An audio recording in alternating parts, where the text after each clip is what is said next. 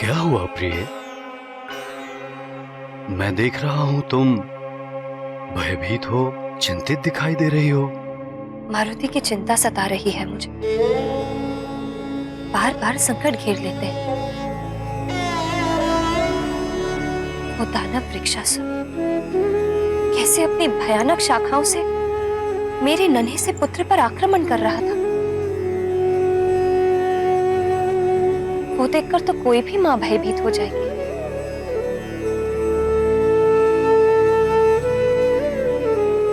मैं भी अपने पुत्र की सुरक्षा के लिए चिंतित तो होंगी। किंतु तुमने ये भी तो देखा कि हमारे पुत्र ने उस दानव को कितनी वीरता से मृत्यु के मुख में पहुंचा दिया। इसीलिए तो और भी भयभीत हो रही हूं मैं। मारुति की अद्भुत लीलाओं का गुणगान सुमेरु से बाहर भी होने लगा है। क्या करूं? संसार की दृष्टि से कैसे बचाऊं इस नटखट को?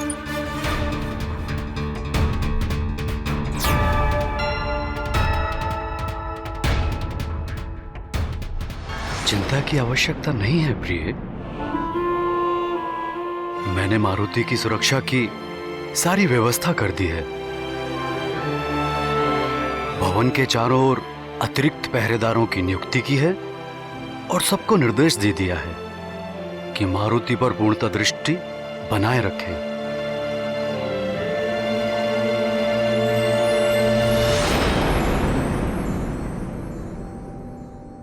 किंतु मैं अब अपने पुत्र को भवन के बाहर पैर भी नहीं धरने दूंगी। मैंने निर्णय ले लिया है कि अब मैं अपनी मारुति को अपनी दृष्टि से पल भर के लिए भी ओझल नहीं होने दूंगी। ये भवन ही इसका क्रीड़ा स्थल होगा। मेरी आंखें इसकी आठों पहर की पहरेदार होंगी। मेरा आंचल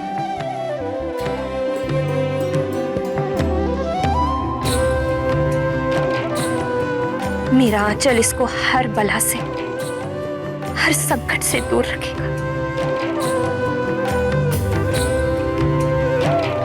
अतिबल!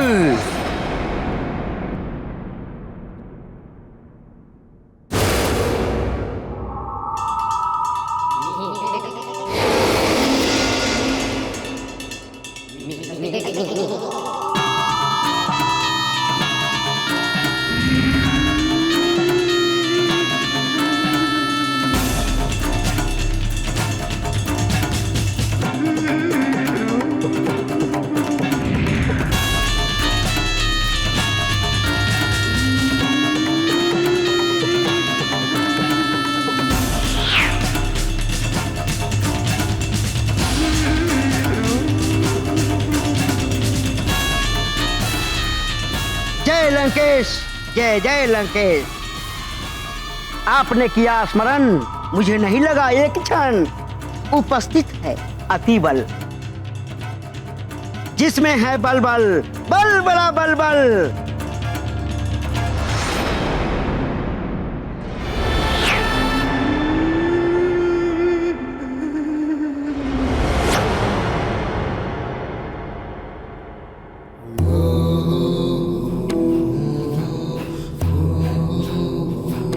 सिर नीचे। अतिबल, हो तो तुम छोटे से बौने शाकाहारी। तुम्हें तो रसीले फल प्रिय लगते हैं। असुरों के नाम पर तो तुम धब्बा हो।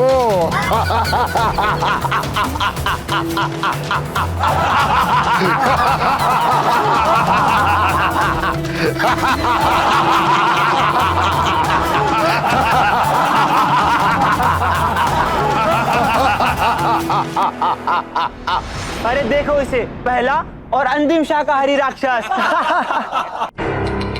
घास फूस का सेवन करने वाला। मांस का भक्षण किया होता तो बच्चे से बड़ा हो जाता ये। इससे बड़ा तो मेरा मुक्का है।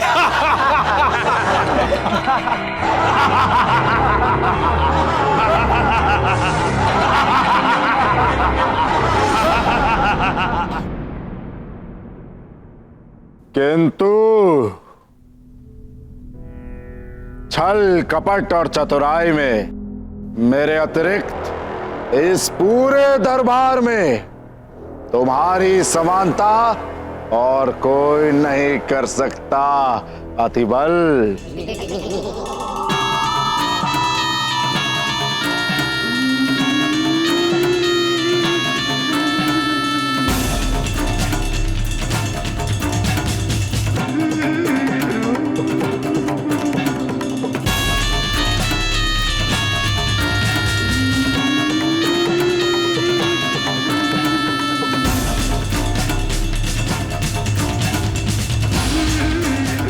लंकेश, मैं दूर से ही किसी के भी मन की बात अपनी शक्ति से भांप लेता हूं। जहां खड़ा होता हूं उसी वस्तु में ढलकर स्वयं को छुपा लेता हूं, चाहे वो पत्थर का स्तंभ हो या कोई सिंहासन। तुम्हारी इन्हीं विशेषताओं के कारण ही तो हमने तुम्हें यहां स्मरण किया है अतिबल। तो बताइए लंकेश, मैं अपने छल बल और चतुराई से धरती आकाश या पाताल में से किसका सीना चीरकर उसकी गुप्त योजनाओं का पता लगा के लाऊं? बताइए। तुम्हें आकाश और पाताल एक नहीं करना है अतिबल। तुम्हें सुमेरु जाकर यह पता लगाना है कि वृक्षासुर का वध जिस वानर बालक ने किया है उसके पीछे किस देवता का हाथ है।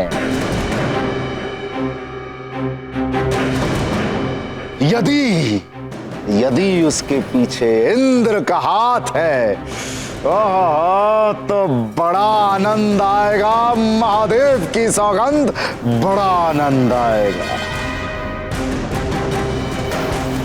उसे मैं उसके इस दुस्साहस के लिए इतने प्रेम से सताऊंगा और एक ऐसा आघात करूंगा कि वो तीनों लोकों में उछलता फिरेगा। समझ गए ना? जय लंकेश, सब समझ गया अतिबल। जिसमें है बल बल बल बला बल बल।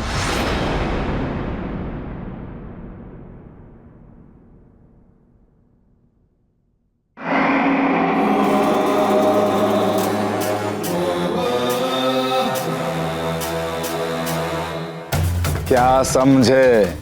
यही प्रभु कि मुझे ये फल खाना है।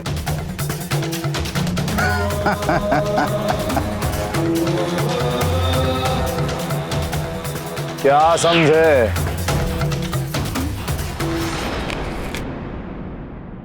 क्या समझे?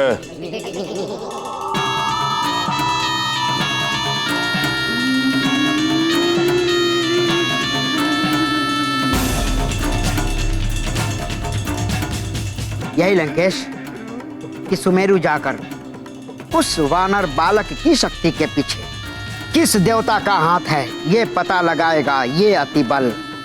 जिसमें है बल बल बल बला बल बल।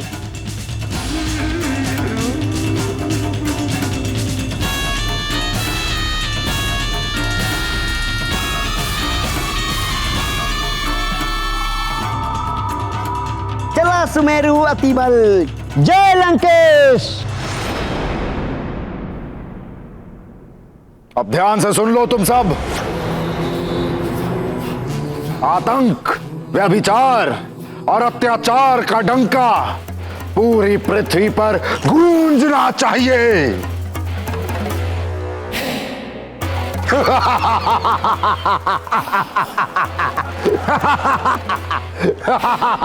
अधर्मी रावण के नेत्रों पर उसके अहंकार का आवरण पड़ा हुआ था। वो नहीं देख पा रहा था।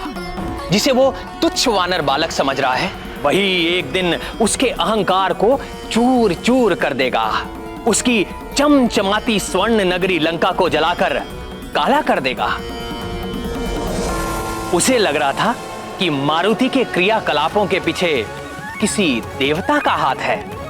वो ये नहीं जानता था कि मारुति किसी देवता की योजना का हिस्सा नहीं, अपितु स्वयं उसके आराध्य देव शिव शंकर का अंश है। और पुत्र, स्मरण रखना, भवन के प्रांगण से नहीं जाओगे, और जो भी करना माँ से पूछकर ही करना। प्रिय,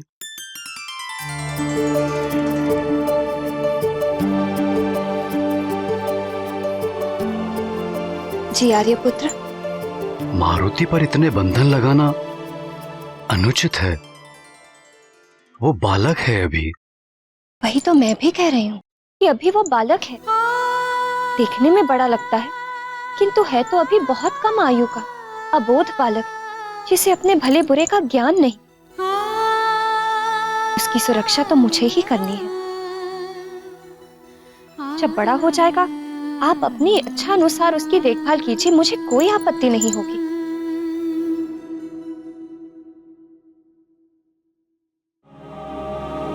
माँ हो तुम, जैसी तुम्हारी इच्छा।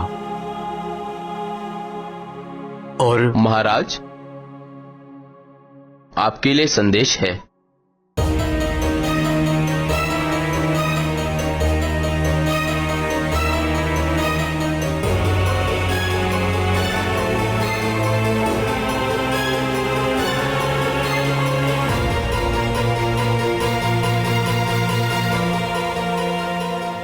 मुझे अपने राज्य से बाहर जाना होगा। मुझे अपने राज्य से बाहर जाना होगा। मैंने सुरक्षा की पूर्ण व्यवस्था कर दी है, फिर भी तुम सावधान रहना। किंतु अचानक बाहर कुछ विशेष? पंपासर से महाराज पंपेश्वर का संदेश आया है। कुछ आसुरी गतिविधियां बढ़ने की आशंका है। रावण छोटे बड़े असुरों को एकत्रित कर चारों ओर आतंक फैलाकर वानरों और मानवों को समाप्त करना चाहता है। ऋषराज को भी संदेश मिला है, वो आते ही होंगे। मुझे भी उनके साथ जाना है।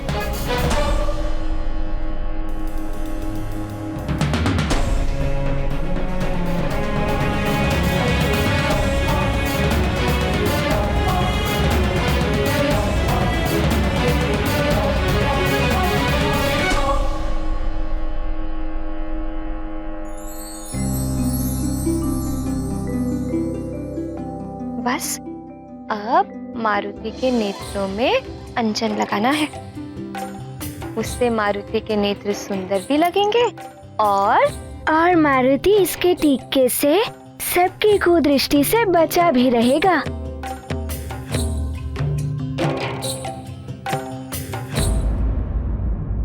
माँ, अब मारुति अपने मित्रों के साथ खेलने जाएगा, है ना माँ? मारुति अब से यहीं खेलेगा, अपने भवन। भवन में? किंतु यहाँ मारुति के तो कोई मित्र ही नहीं है। मारुति किसके संग खेलेगा? मैं बताती हूँ ना, यहाँ बहुत कुछ है खेलने के लिए।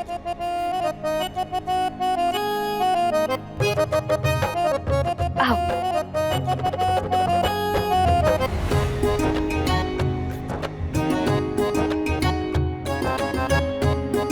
ये देखो कितने सुंदर खिलौने हैं। ये लट्टू, ये घोड़ा गाड़ी, ये हाथी। इनके साथ खेलो, मारुति को बहुत आनंद आएगा। किंतु माँ, मारुति को अपने मित्रों के साथ वाटिका में खेलने में बहुत आनंद आता है। मारुति वाटिका में ही खेलेगा। अरे पुत्र, एक बार इन खिलौनों के साथ खेलकर तो देखो, बहुत आनंद आएगा। किंतु मारुति अपने मित्रों के साथ वाटिका में क्यों नहीं खेल सकता?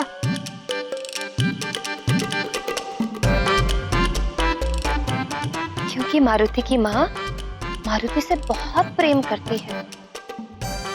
मारुति के बिना माँ का कहीं मन ही नहीं लगता। माँ मारुति को नहीं देखती तो उदास हो जाती है। क्या मारुति अपनी माँ को उदास देखना चाहता है?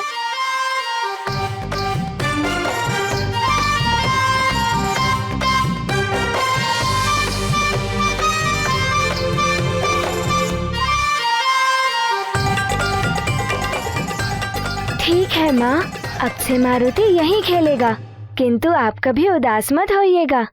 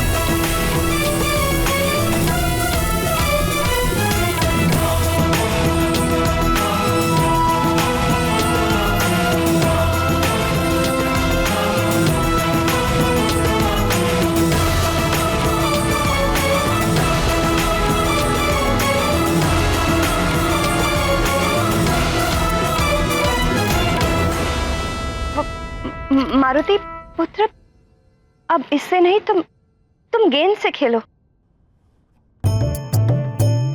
किंतु माँ, मारुति को लट्टू से खेलने में बहुत आनंद आ रहा है। पुत्र, इस लट्टू से देखो ना कितने स्थानों पर खरोंच और गड्ढे बन गए हैं। तुम गेंद से खेलो, तुम्हें बहुत आनंद आएगा।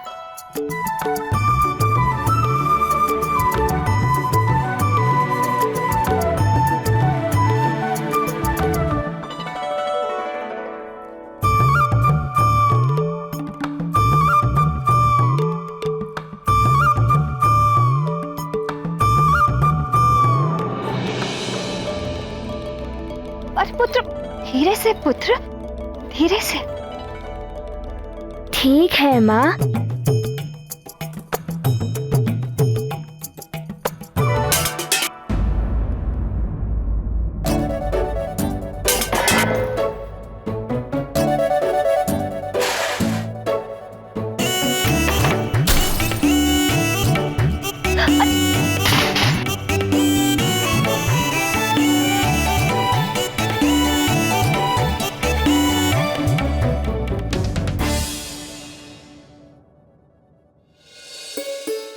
हे शिव शंकर, हे भोलेनाथ, कैसे समझाऊं इसे? आप ही कुछ करिए प्रभु।